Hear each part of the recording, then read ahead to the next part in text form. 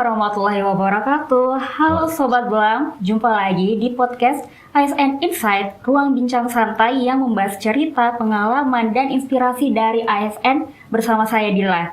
Jadi di podcast ini kita tidak hanya berbicara tentang pekerjaan, tapi juga tentang nilai, semangat melayani, dan bagaimana ASN terus berkembang di tengah perubahan zaman. Dan spesial kali ini kita akan membahas tema yang cukup relevan ya dengan situasi saat ini, yaitu profesionalisme ASN di era kerja modern. Dan bersama hari ini sudah hadir narasumber yang luar biasa, yaitu Bapak Andi Israrani, Kepala Subbagian Tata Usaha Balai Litbang Agama Makassar. Dan halo Bapak, Assalamualaikum warahmatullahi wabarakatuh. Waalaikumsalam warahmatullahi wabarakatuh. Selamat pagi. Pagi Tetap Pak. Semangat ya Dila. Semangat Pak. Alhamdulillah. Baik Pak, saya mau ucapkan dulu terima kasih karena sudah meluangkan waktunya buat hadir di podcast kali ini. Dengan senang hati. Ya baik Pak. Nah, sebelum kita masuk nih ke pembahasan utama, mungkin Bapak bisa menyapa terlebih dahulu para penonton podcast ASN Insight nih Pak. Baik. Terima kasih Dila. Selamat pagi. Assalamualaikum warahmatullahi wabarakatuh. Kami ucapkan salam sehat ya, salam bahagia selalu untuk rekan-rekan ASN. Tetap semangat karena kita hadir sebagai aparatur sipil negara harus dengan semangat melayani ya. Baik Pak. Nah baik Pak, kita langsung masuk ke pertanyaan pertama nih. Nah, sebagai Kepala Subbagian Tata Usaha Balai Litbang Agama Makassar, tentunya Bapak setiap hari berhadapan dengan aktivitas administrasi, koordinasi, dan layanan internal nih Pak. Nah, pertanyaan saya Pak, bagaimana sih Bapak memaknai profesionalisme ASN dalam pekerjaan sehari-hari, khususnya di lingkungan Balai Litbang Agama Makassar Pak? Iya, baik. Jadi saya ingin mencoba membahas atau menilik arti kata profesionalisme ini dalam kehidupan spiritual kita ya, utamanya kita sebagai kaum muslimin atau umat Islam ya. Di dalam Islam profesionalisme ini identik dengan diksi atau kata itqon ya. Nah, itqon itu dalam bahasa Arab berarti tuntas ya.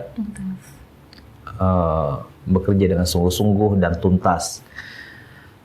Dan ini sangat dicintai oleh Allah Subhanahu wa taala ya. Nabi SAW bersabda dalam sebuah hadis yang diriwayatkan oleh Imam Tabrani, "Innallaha yuhibbu idza amila ahadukum amalan ayyutqinahu."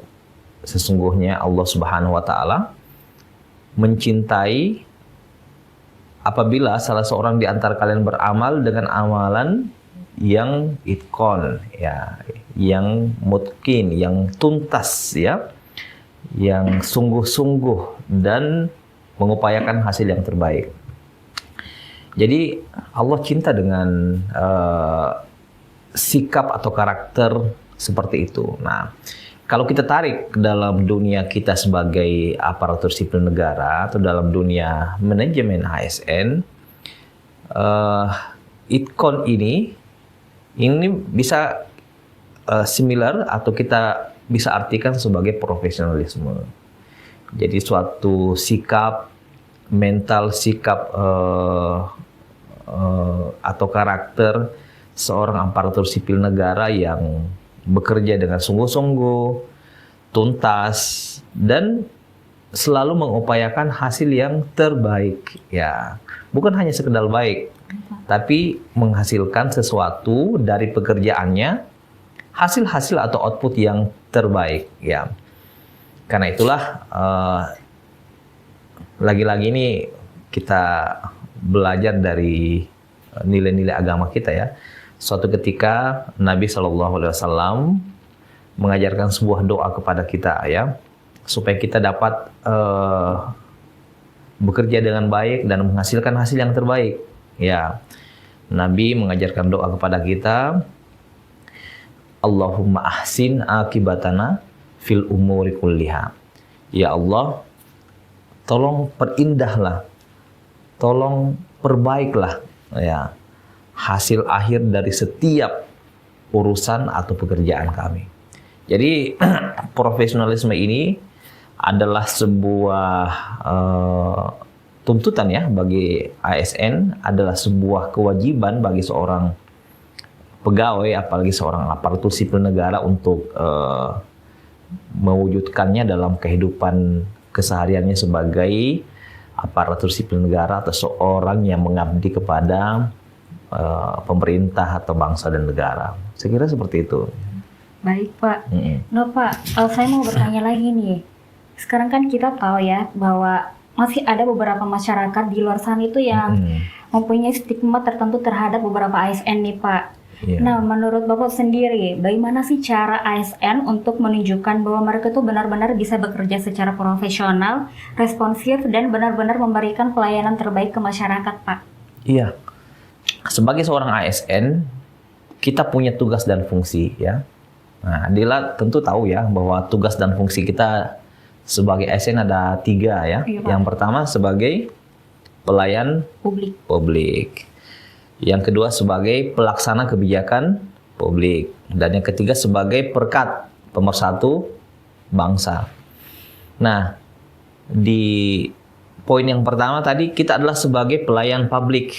Nah, publik ini berarti ya secara eksternal di luar kantor kita itu adalah masyarakat ya atau stakeholder yang terkait dengan pelayanan yang kita berikan. Secara internal juga seperti itu, ya. Secara internal juga kita adalah pelayan bagi kepentingan atau kebutuhan-kebutuhan internal di dalam kantor kita sendiri, ya. Misalnya yang di tim SDM dan Ortala, dia tentu melayani teman-teman, melayani ASN internal untuk hal-hal yang bersifat kepegawaian, ya, bersifat keorganisasian dan pengembangan SDM. Nah, di keuangan juga seperti itu. Jadi secara eksternal dan internal kita ini adalah pelayan publik. Nah, tentu stigma dari publik, stigma dari masyarakat itu kita tidak bisa pungkiri ya. Memang ada stigma seperti itu. Di beberapa kasus kita bisa melihat ada pegawai atau ASN yang memiliki kinerja yang di bawah standar memang ya. Pada jam kerja dia keluyuran ke sana kemari ke mall ya. Di jam-jam dia harus memberikan pelayanan publik, dia tidak berada di tempat, tidak standby, dan itu kemudian memberikan stigma yang negatif kepada oknum ya dalam tanda kutip ya, oknum ASN tersebut yang menggambarkan bahwa dia tidak profesional. Nah, harusnya itu tidak terjadi ya. Karena kalau ada ASN seperti itu berarti dia mengkhianati dalam tanda kutip tugas dan fungsinya. Seperti yang kita bahas tadi ada 3 ya, sebagaimana dalam Undang-Undang ASN nomor 20 tahun 2023 ya. Gitu. Baik Pak, kalau boleh tahu nih dalam keseharian di kantor, kan sebenarnya ada banyak hal kecil yang sering kita lakukan kan Pak? Ya. Menurut Bapak sendiri, sikap atau kebiasaan sederhana yang sebenarnya sangat mencerminkan profesionalisme seorang ASN itu seperti apa sih Pak? Oke. Ya, kalau contoh sederhana kan banyak, misalnya datang tepat waktu, disiplin sesuai dengan aturan kehadiran, kedisiplinan yang berlaku. Kita kan sudah membaca PP 94 tahun 2021 tentang disiplin ASN. Di situ diuraikannya. Itu hal yang cukup sederhana, tapi itu dalam penentuan indeks profesionalisme ASN itu adalah bagian yang inherent, bagian yang penting ya. Karena sebagai ASN profesionalisme kita itu dapat diukur dalam bentuk indeks profesionalisme ASN. Kalau kita baca dalam Permenpan RB tahun Permenpan 38 tahun 2018, profesionalisme itu bisa kita ukur dalam bentuk indeks profesionalisme ya, atau IP ASN yang sering kita dengar ya. Bahkan tiap tahun kita ada pengukuran IP ASN. Nah, dalam IP ASN itu ada 4 indikator yang diukur. Yang pertama kinerja. Ya, kinerja itu 30%. Nah, apa ukuran dari kinerja itu? Nah, kita bisa dapat melihatnya dalam hasil kinerja yang kita peroleh di SKP. Dia berkriteria sangat baik atau baik, butuh perbaikan, kurang atau sangat kurang, ya. Itu adalah level atau grading dari SKP. Dan itu 30% menentukan indeks profesionalisme kita, ya. Selain kinerja juga ada kompetensi. Nah, kompetensi itu 40% menentukan indeks profesionalisme kita. Jadi lumayan ya Pak? Iya, lumayan banyak, 40% ya.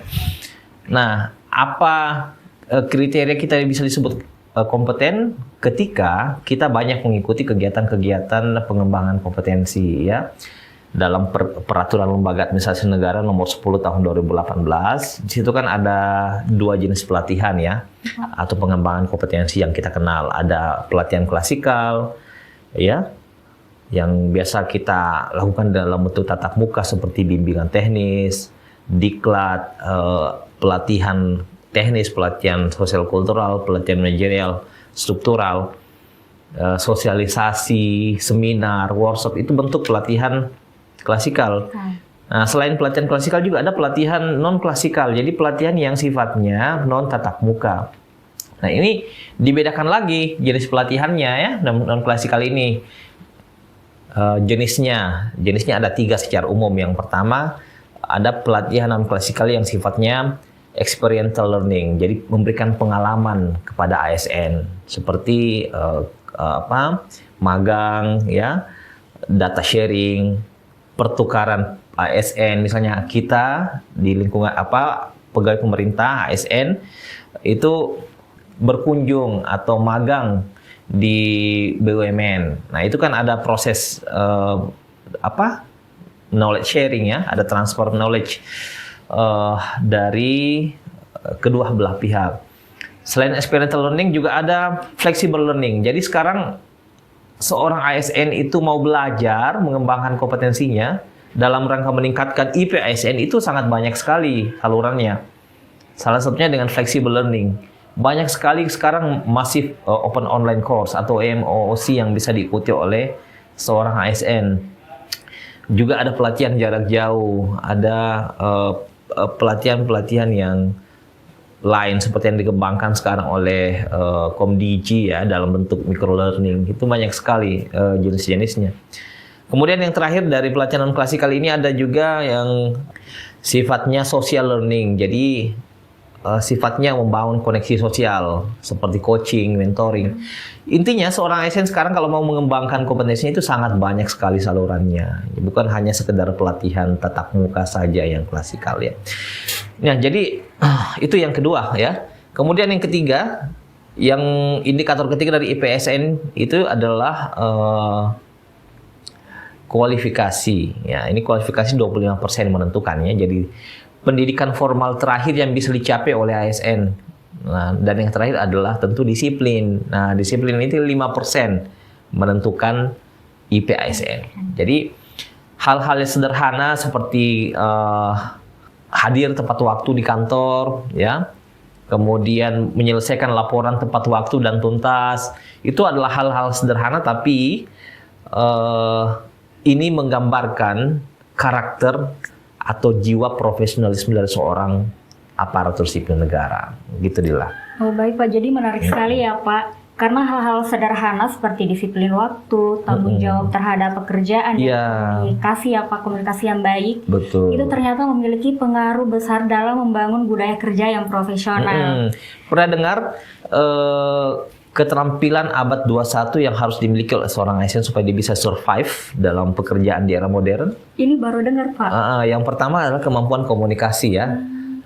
Kemudian yang kedua tanggung jawab, kemudian kedisiplinan dan literasi digital. Jadi 4 keterampilan ini harus dimiliki oleh seorang ASN kalau dia bisa survive, supaya bisa survive di era kerja modern seperti judul kita pada hari ini.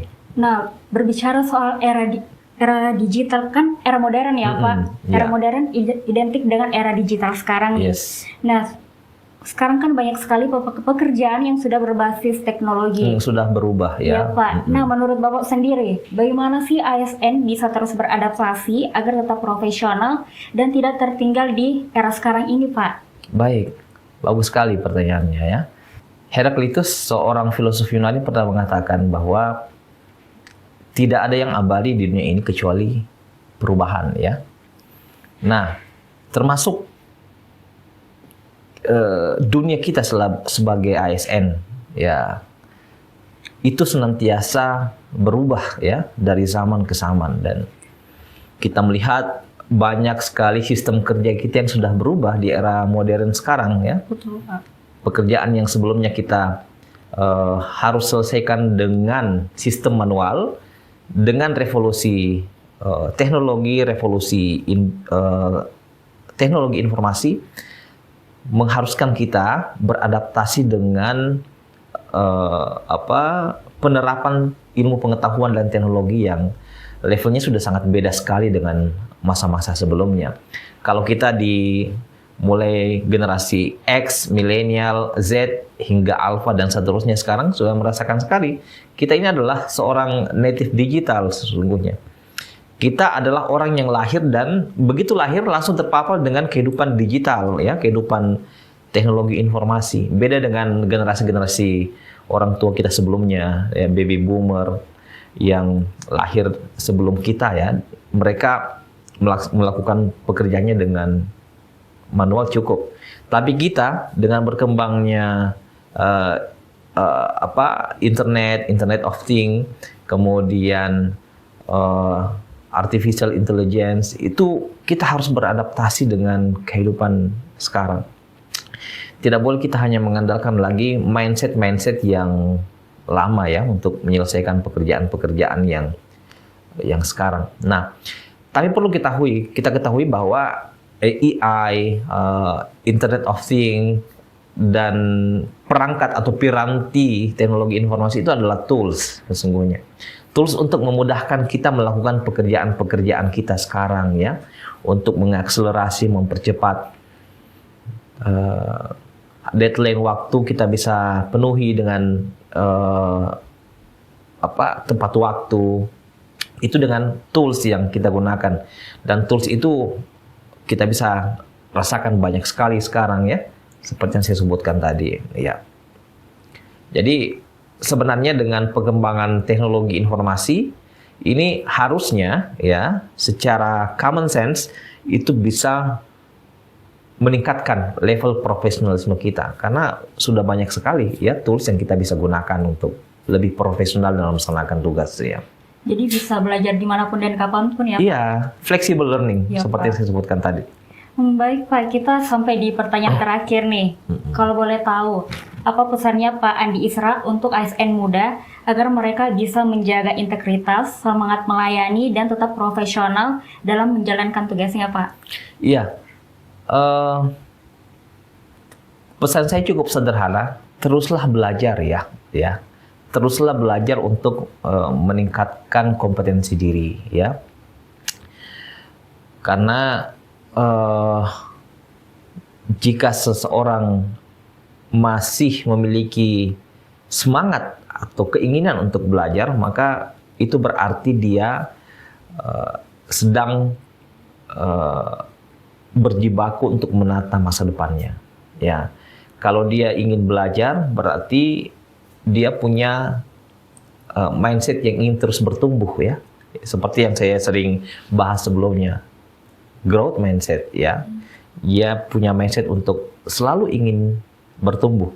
Jangan terpaku ke satu metode saja. Pikirkan metode-metode atau cara yang lain dalam menyelesaikan tugas, dan disitulah letak kreativitas atau inovasi dalam menjalankan tugas sebagai aparatur sipil negara. Jadi pesan yang sangat inspiratif sekali ya Pak, terutama bagi generasi ASN muda yang akan menjadi bagian penting dalam pelayanan publik di Indonesia nih Pak. Dan sebelumnya terima kasih juga Pak Terima kasih banyak Pak Disra atas Ya. pandangan dan inspirasi yang telah dibagikan hari ini. Dan Sama-sama. Sobat Belam, dari perbincangan kita hari ini tuh kita belajar bahwa profesionalisme ASN itu bukan hanya soal kemampuan bekerja, tetapi juga tentang integritas, kedisiplinan, sikap melayani, dan kemampuan beradaptasi dengan perubahan zaman. Dan semoga obrolan kita hari ini bisa menjadi inspirasi, dan khususnya para ASN dan generasi muda yang ingin terus berkembang di era kerja modern. Dan saya pamit undur diri, sampai jumpa di episode podcast selanjutnya. Assalamualaikum warahmatullahi wabarakatuh. Waalaikumsalam warahmatullahi wabarakatuh.